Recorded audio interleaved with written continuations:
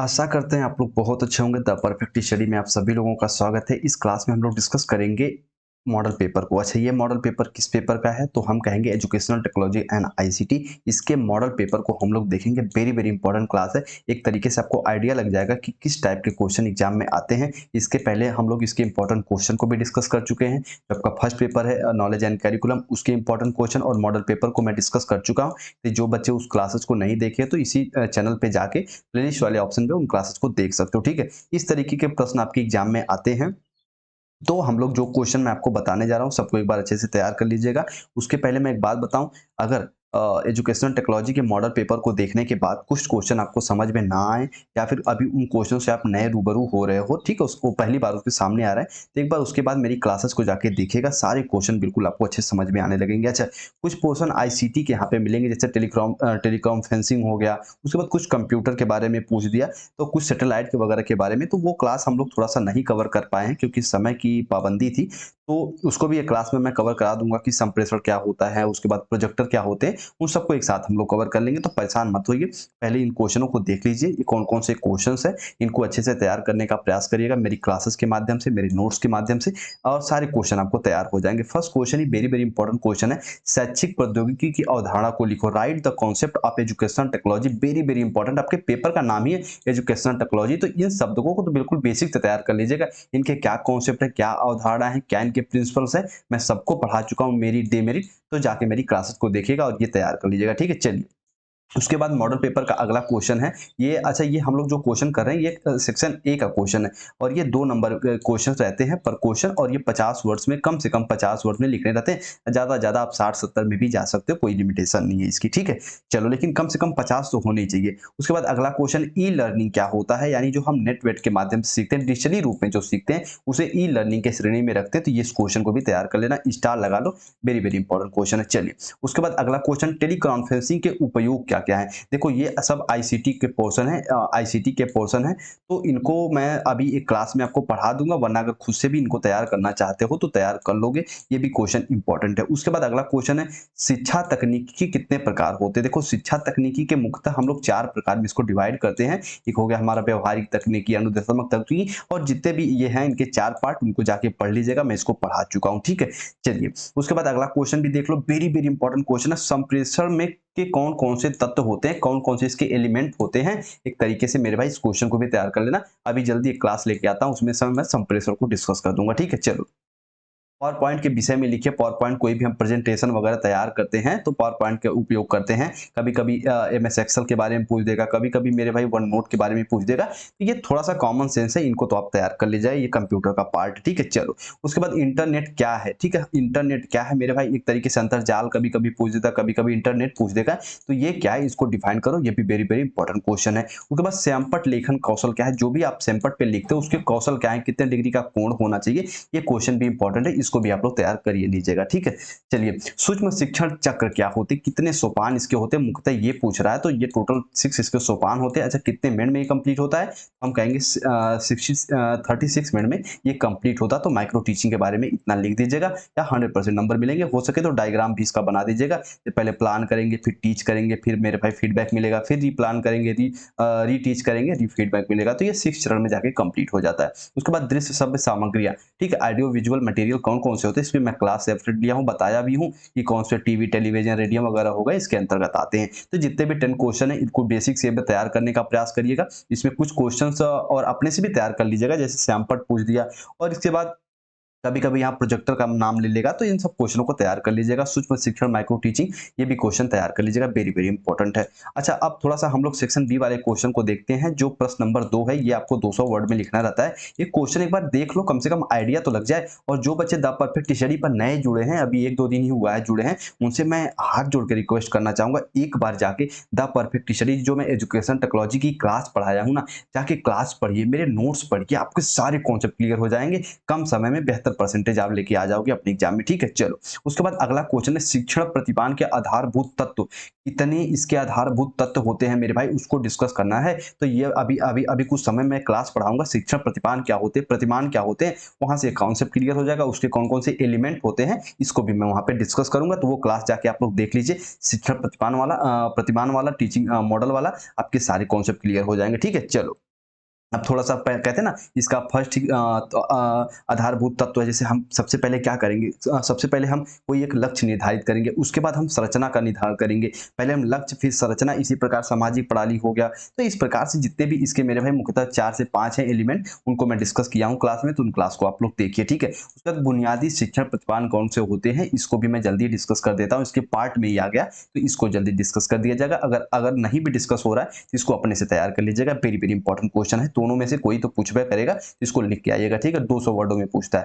Third question है, शिक्षण अधिगम तथा अनुदेशन में अंतर स्पष्ट कीजिए। शिक्षण अधिगम तथा अनुदेशन, देखो एक तो हम सीखते हैं और इसमें दिशा निर्देश देते हैं, बेसिक्स आर डिफरेंट है। तो इन दोनों को ध्यान में रखते हुए इस क्वेश्चन का आंसर दे सकते हो। ये भी क्वेश्चन इंपॉर्टेंट, अगर ये क्वेश्चन ना आए तो आप इसमें मेरे भाई अथवा करके भी या और करके भी ऑप्शन देते हैं, इसको तैयार कर लीजिएगा। अभिक्रमित अधिगम की विशेषताओं की व्याख्या करो। प्रोग्राम्ड लर्निंग क्या होते हैं, इसको मैं बताया हूँ। प्रोग्राम लर्निंग क्या क्या होते हैं, इसको मैं बिल्कुल बेसिक से बताया हूँ। इन क्वेश्चनों को तैयार कर लीजिएगा मेरी क्लास को देख के, ठीक है? वेरी वेरी इंपॉर्टेंट क्वेश्चन है। टेप रिकॉर्डिंग के महत्व तथा विशेषताएं बताओ। टेप रिकॉर्डिंग हो गया, यहाँ रेडियो का नाम लेगा, प्रोजेक्टर का नाम ले लेगा, तो इसके महत्व, इसकी विशेषताओं को अपने कॉमन सेंस पे इसको मेरे भाई एक्सप्लेन कर दीजिएगा, ठीक है? चलिए, उसके बाद अगर ये क्वेश्चन ना समझ में आए तो अगला कर लीजिएगा, सहगामी अधिगम का अर्थ बताइए। ये भी क्वेश्चन इंपॉर्टेंट है, इसको भी तैयार कर लीजिएगा।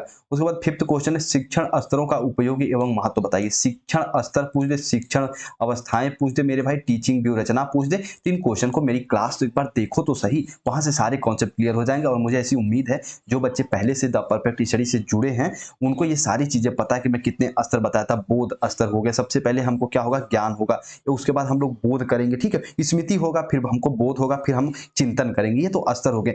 फिर एक होती अवस्थाएं, शिक्षण अवस्थाएं, क्लास में जाने से पहले, क्लास में चले गए उसके बाद, ये 3 अवस्थाएं होती हैं, प्रारंभिक, उसके बाद मध्य की, उसके बाद लास्ट की क्रियाएं होती हैं, तो उनको भी तैयार कर लीजिएगा। उसके बाद शिक्षण व्यू रचना, टीचिंग मेथड भी तैयार करिए लीजिएगा, ठीक है?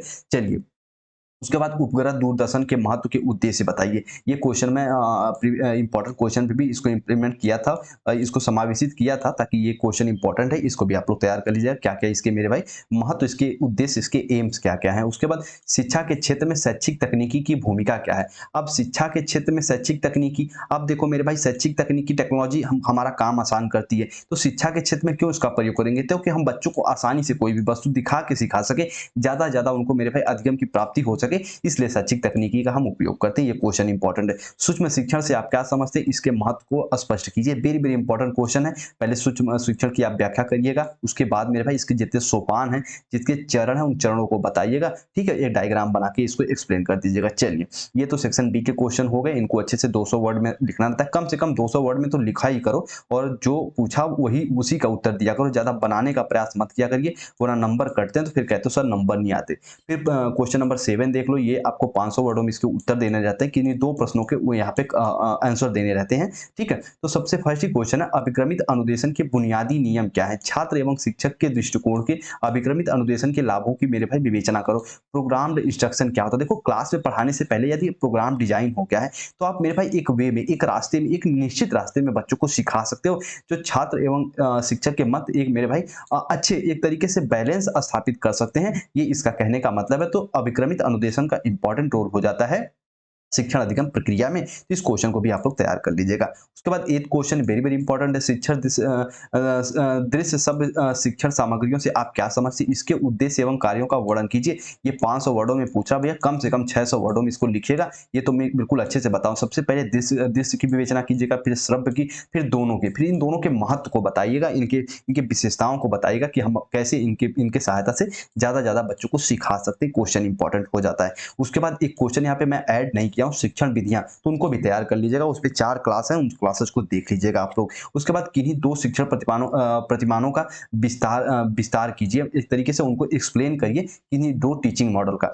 आप कहोगे सर जी ये कौन-कौन से 2 टीचिंग मॉडल हैं, तो इसकी मैं जब शिक्षण के प्रतिमान अभी जल्दी शिक्षण के प्रतिमान की मैं एक इसके वर्गीकरण की क्लास लेके आऊंगा, इनके मेरे भाई पार्ट की क्लास लेके आऊंगा, तो उसमें ये सारे कॉन्सेप्ट क्लियर हो जाएंगे, कौन से 2-2 से आप उसमें एक्सप्लेन कर सकते हो, ठीक है? चलिए, तो ये क्वेश्चन मेरी क्लास में थोड़ा-सा एक्टिव रहिएगा, ये क्वेश्चन वहाँ से कवर कर लीजिएगा। उसके बाद देखो क्या है अगला प्रश्न देखो क्या है ना कि हमको ये समय बहुत कम दिए हम लोगों को। अगर ये कम से कम 2 से ढाई या 3 महीने ही समय दे दिए होते, तो हम लोग सारा सिलेबस और डीप में कवर कर लेते। अभी ये समझो कि हम लोग द परफेक्ट टीचरी पे बीएड सेकंड सेमेस्टर का सिलेबस 90% कवर कर लिए हैं।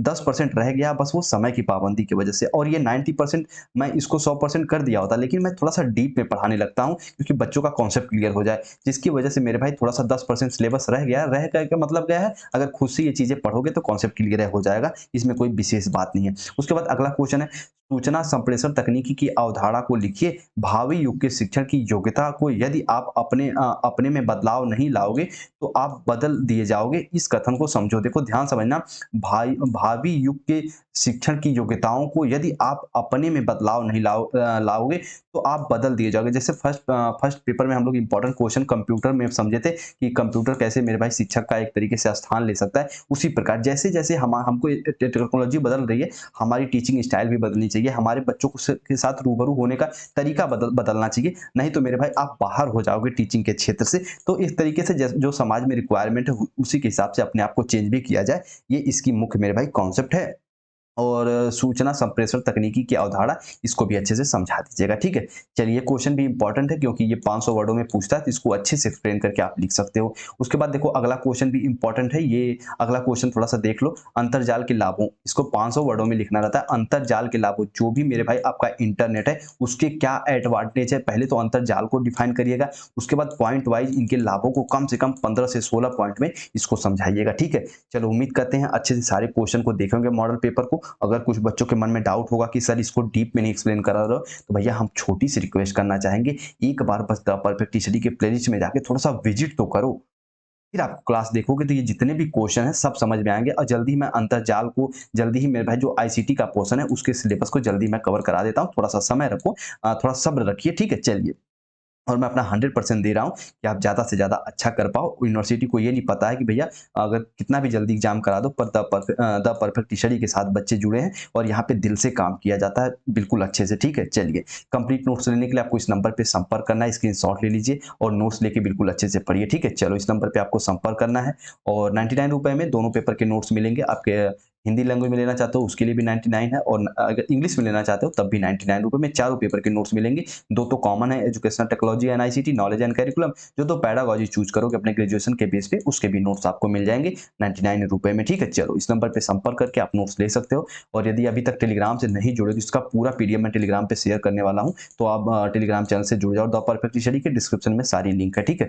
चलिए, अब थोड़ा-सा मैं इसको समझाना चाहूँगा, यदि द परफेक्ट टीचरी को मेरे भाई अभी तक आप शेयर नहीं किए हो तो मैं दिल से रिक्वेस्ट करना चाहूँगा कि एक बार अपने कॉलेज ग्रुप, फ्रेंड सर्कल में शेयर ज़रूर कर दीजिए, ठीक है? चलिए, और यदि हमसे पर्सनली भी आप जुड़ना चाहते हैं तो इस आईडी से हमसे जुड़ सकते हैं, ठीक है? चलिए अपना ख्याल रखिए, उम्मीद करते हैं सारी पॉइंटों को आप समझोगे। जो भी मॉडल पेपर मैं आपके साथ शेयर कर रहा हूँ, इन क्वेश्चनों को बिल्कुल सच्चे दिल के साथ तैयार कर लीजिए, इसके बाहर कुछ भी देखने को नहीं मिलेंगे, ठीक है?